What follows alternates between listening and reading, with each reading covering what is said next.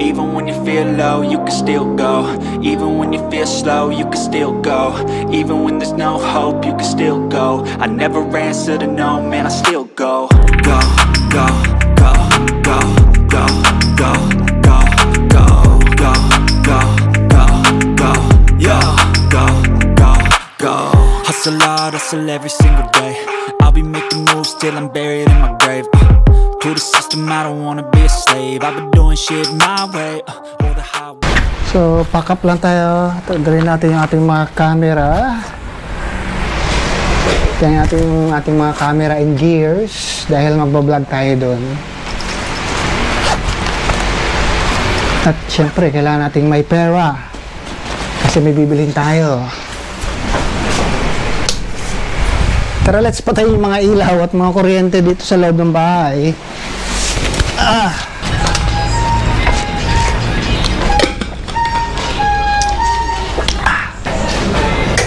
Ito yung sasakyan na. Ha? Huwag na, iwanan natin yan. Mahal gasolina. Mag-commute na lang tayo. At magko-commute nga kami papuntang San Mateo, Rizal. Ang sabi sa instruction ay kailangan naming bumaba sa Santa Lucia para doon sumakay ng jeep o kaya van papuntang San Mateo. Kaya, nagtanong kami sa guard dito sa may Poresa Station kung saan kami bababa. At itinuro niya na kailangan namin bumaba ng Antipolo Station. Go, hustle hard, hustle every single day. I'll be making moves till I'm buried in my grave.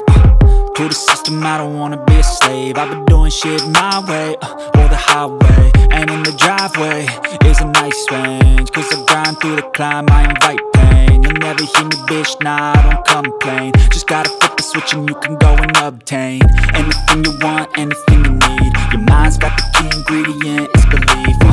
They're deceived with the negativity. Dito ba o dito? At nang makarating kami ng Antipolo Station ay nagtanong kami dito sa guard kung saan ang sakayan papuntang San Mateo, Rizal. Ang sabi ng guard ay lumagpas kami ng isang station. Dapat daw ay bumaba kami sa Marikina, Pasig Station. At wala kami nagawa kundi sumakay pabalik ng isang estasyon. Very very nice. Get, ow! At yun na nga. Nakita rin namin yung Santa Lucia Mall. Yun kasi yung landmark kung saan kami sasakay ng van o kaya jeep papuntang San Mateo, Rizal.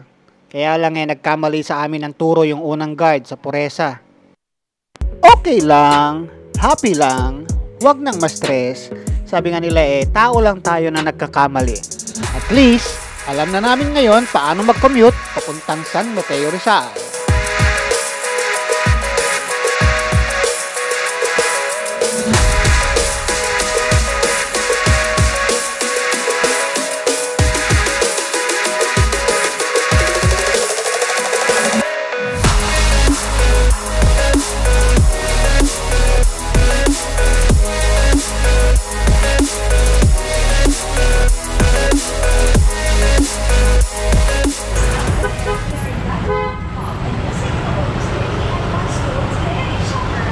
Nandito na kami ngayon sa may San Mateo, Rizal. Nasaan si Lola Nenas? Ang tanong, saan tayo dadaan? Ayun, MH Del Pilar, oh. Ayun, oh. Street na yan. So, yan yung palatandaan na tinuro sa amin ni Ray. Yung Lola Nenas. Ayan na, lakad na tayo. Diyan na yata. Ito na. MH Del Pilar Street. Ito yung street na yun Alakarin lang yata mula dito. So sinundan lang namin yung nakapin niya yung location nila. So na kaya yun. At sumakay nga kami ng van papuntang San Mateo, Rizal. Sabihin nyo lang kay mamang driver na ibaba kayo ng gitnang bayan. Pagdating doon ay hanapin nyo lang ang Lola Nenas. Ito ang landmark kung saan makikita ang physical store ng RG Thrifty Shop. At mula doon sa kanto sa may Lola Nenas ay nilakad nga namin ang kanilang physical store. At siguro yung mga tansya ko ay mga 100 meters to 200 meters ang layo nito mula doon. Go, go, go, go, go, go, go, go, go. Go, go, go, go, yo, go, go, go. Hustle hard, hustle every single day. I'll be making moves till I'm buried in my grave. Okay, magandang gabi. Nandito tayo ngayon sa San Mateo. Sa San Mateo Rizal. Nandito tayo ngayon sa store ng aking pinsan na si Ray. Yan, Ray. Paano nag-start tong business mo? Actually, business to ng manager natin. Okay. So nag-umpisa siya nung nasa abroad pa lang siya. So mostly ang mga products dati is more on mga pang babae. So mga bags, women's shoes, mga ganun. So iba-ibang mga brands tayo, mga kilalang brands na medyo luxury to luxury na rin. Mga Michael Kors, Coach, ganon, DKNY, Tommy, at iba pa, mga Karl Lagerfeld, iba-iba. Hanggang nag-decide na mag full-time na business, na lang kami. So, dito nag-put up kami ng physical store dito sa San Mateo Rizal, kung saan kami nakatira ngayon. Nag-uumpisa pa lang kami actually. Tinitignan namin kung sana mag-boom siya in the long run. Napakarami nyo palang products. Iba-iba yung type of products nyo rito, no? Merong bags, merong shirts, merong caps, shoes, iba-iba. So, bukod sa mga nabanggit ko, ano pa yung mga ibang items and products na maaaring mabili dito sa inyong store? Maliban sa mga bags, footwears, nag-offer din kami ng mga accessories like mga watches, mga perfumes, meron din kaming mga jackets.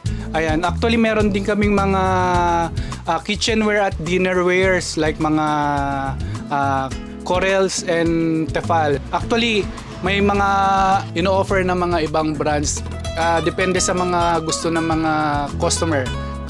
So nag-accept kami ng pre-orders kung ano man yung mga gusto nilang ipabili, whether mabibili sa abroad or sa local.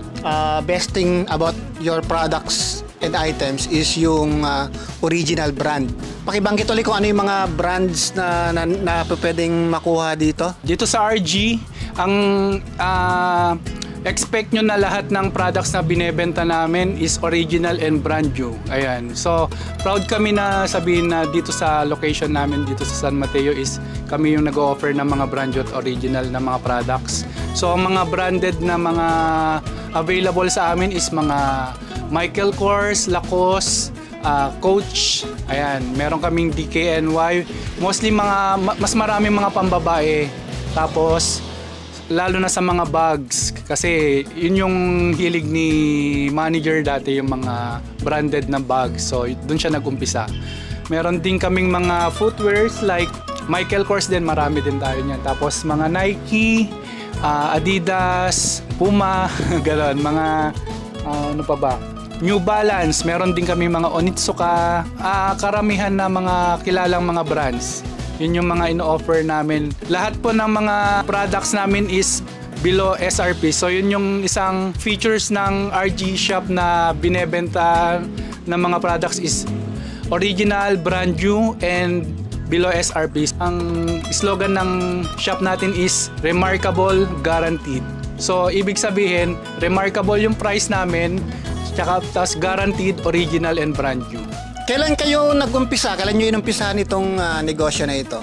Actually, nag-umpisa na to nung pre-COVID years. Oo, hindi siya makauwi nung yung manager natin nung nasa abroad pa. So, yun yung pinagkaabalahan niya. So, nag-umpisa siya actually mga 2020 ganun. So, naging established na yung shop niya nung 2021. Ang pagkakaalam ko, online nag-start tong business na ito, and then until nagkaroon kayo ng physical store. Tama.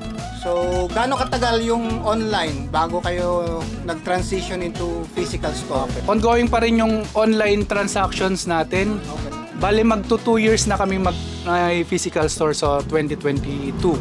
Ayan, sinubukan muna namin dito sa location natin kung okay naman yung, so far okay naman yung business natin. Nakakahabol pa rin naman sa mga ang mahalaga, nakakabayad sa mga bills at sa mga ibang necessity. So everyday kayong bukas? Everyday, so Monday to Sunday, tama? Ngayong December lang. Pero before, meron kayong day off na Monday. So since itong ang month of December is season ng, siyempre may mga pera ng tao, may pang shopping, may 13th month, siyempre kailangan nating i-take advantage siguro yung ganong pagkakataon kasi once in a time lang naman magkaroon ng, alam naman yun.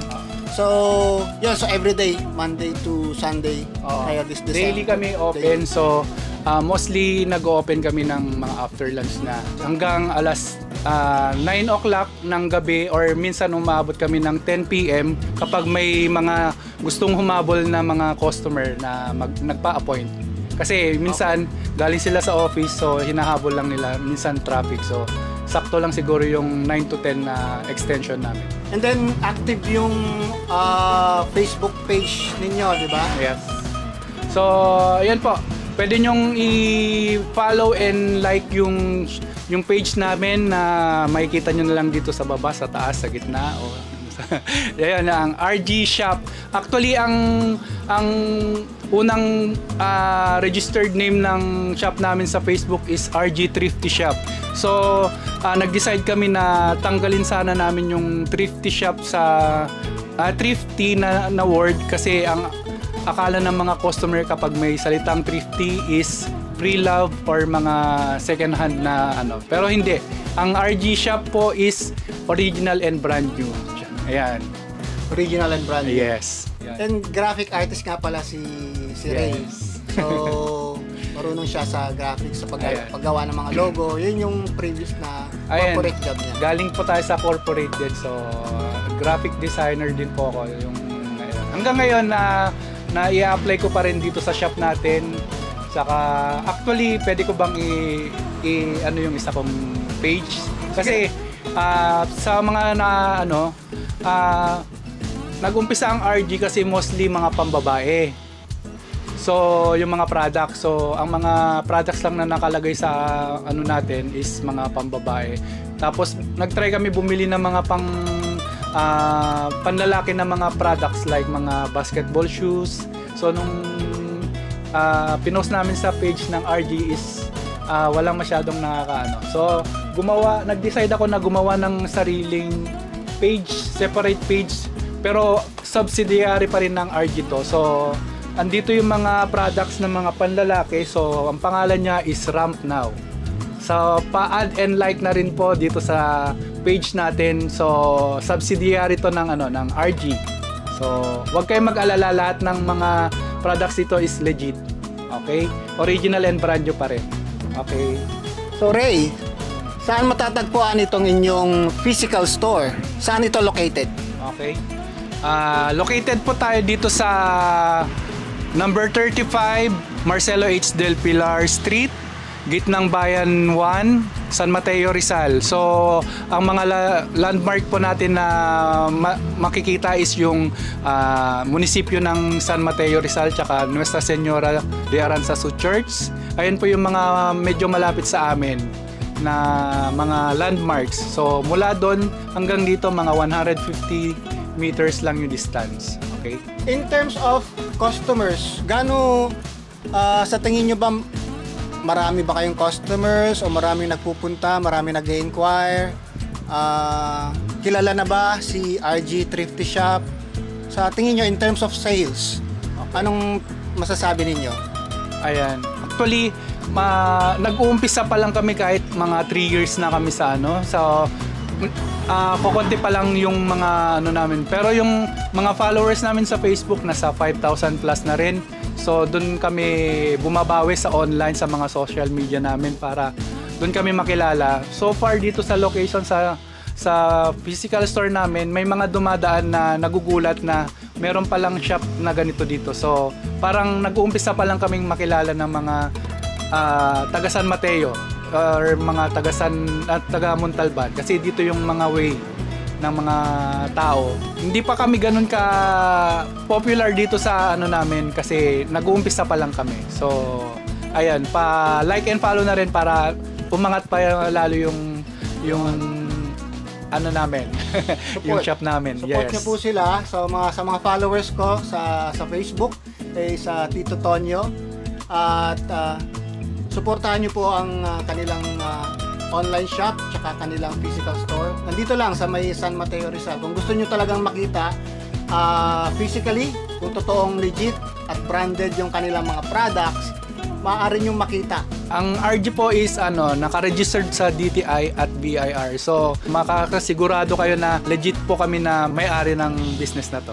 Yun yung pinaka-importante, Importante. yung naka-register sa SEC or DTI. Oo. So in terms of payment po pala, ano yung mga payment method natin? Ayan. So, available sa amin ang cash or pwede rin sa mga e-wallets like GCash or Maya. Available din sa GoTime. Meron din kaming mga bank transfer like sa mga BDO, Metrobank, BPI, Union Bank, RCBC at kung ano-ano pa. At ito bago lang po kasi kaka-register lang namin ng payment via credit card sa mga magwo-walk-in na walang cash pero may card. So available na po ang credit card payment sa amin. So i-add ko na rin yung nag-o-offer kami ng layaway payment. Alam sa mga nakakaalam, layaway terms. Kunyari, may isang product kayong gusto tapos kulang pa yung budget nyo. So, pwede kayong mag-down muna ng price nung product. Tapos yung remaining balance is payable within 1 month or 2 months. Pero kapag 1 month, may additional interest na mababa lang naman, 200 pesos. So, below SRP pa rin yung nyo. Kapag 2 months yung i-avail nyo na layaway term, plus 300 lang kami. So, sobrang baba pa rin ng interest na pinapatong namin. Tapos, ang pagkakaiba ng layaway terms sa installment via credit card, yung layaway is makukuha nyo lang yung product kapag fully paid na kayo. Whereas, yung credit card, makukuha nyo na kasi nasa kanila na yung information nyo. So, pag wala pa, pag layaway, syempre, hindi namin hawak yung mga information nyo. So, makukuha nyo lang yung items kapag fully paid na kayo. Syempre, dapat. Ganun talaga dapat. Panigurado yun. Okay. So, eto at meron kaming...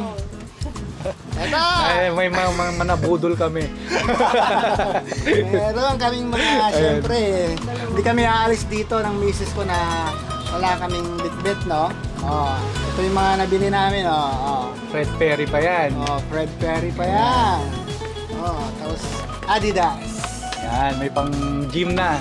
Pang gym na tayo. Asin kay misis. Asin kay ito. Ayan. Pakita mo isa. Asin kay misis. Panits ka. Ayan, ang kagandahan pa ng shop natin, meron tayong mga mismong paper bag ng mga products. Ayan. Branded to. Ay, nga pala, ang tawag nito. Ito legit to pag bumili kayo sa mall, dito, mataas yung presyo. Dito, below SRP, mababa yung presyo. Sinasabi ko sa inyo yan, totoo yan. Kaya punta na kayo dito sa RG Thrifty Shop. Okay? O kaya visit nyo yung kanilang page sa Facebook. Yeah. Alright. Okay na Rod. Ayan. Ayan, thank you sa ito, merch ko to. Sarili pa, ang market natin is para sa mga Ilocano dyan. Paki-like and follow din yung page natin na Okay Nga Rod. Originally,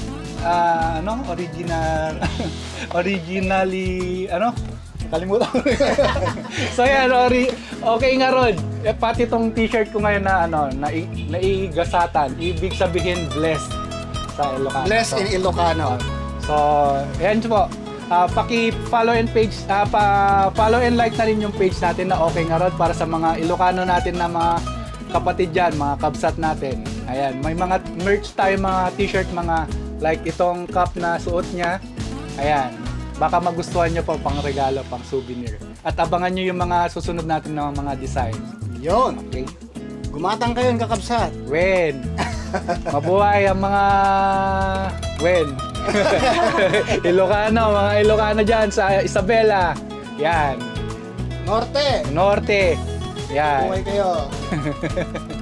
Solid North. Solid North. Ayan. Yun na yan. Kalokohan na to.